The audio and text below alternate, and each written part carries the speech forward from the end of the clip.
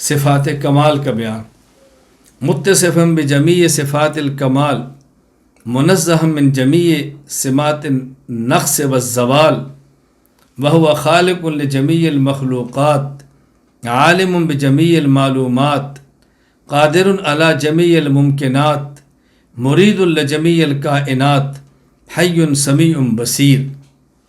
اللہ تعالیٰ تمام صفات کمال کے ساتھ موصوف ہے، اللہ میں تمام صفات کمال موجود ہیں۔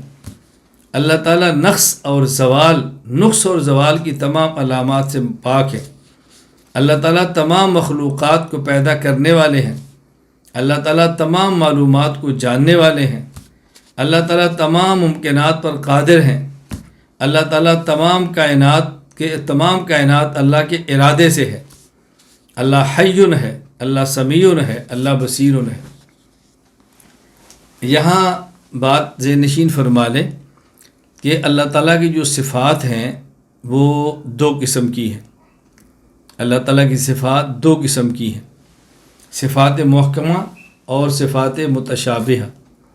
پھر صفات محکمہ دو قسم کی ہیں، نمبر 1 صفات ذاتیہ، نمبر 2 صفات فعلیہ۔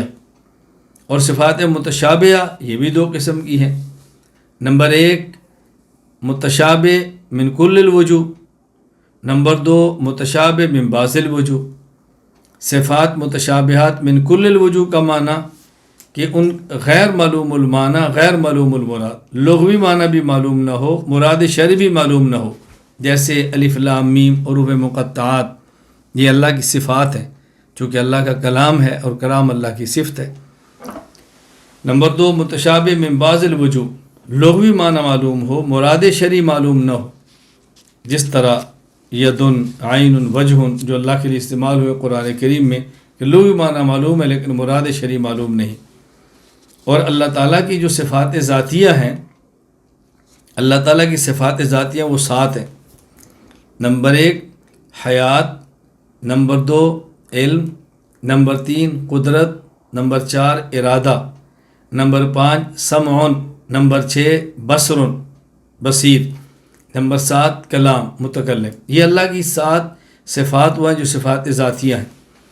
حضرت شاہ صاحب رحمۃ اللہ علیہ نے یہاں صفات ذاتیہ میں سے 6 کا ذکر فرمایا ہے، اس مقام پر صفت کلام کا ذکر نہیں فرمایا۔ حیات، علم، قدرت، سمع اور بصر اس کا ذکر فرمایا، کلام کا ذکر نہیں فرمایا۔ اس کی 2 وجہ ہو سکتی ہیں، ایک یہ کہ صفت کلام دیگر صفات کے تذکرے سے از خود سمجھ آ جاتی ہے، نمبر 2 آگے اللہ تعالیٰ مستقل القرآن کا ذکر کر کے وہاں اللہ تعالیٰ کی صفت کلام کا مستقل ذکر فرمائیں گے کہ قرآن اللہ تعالیٰ کا کلام ہے، اس لیے یہاں ذکر نہیں فرمایا۔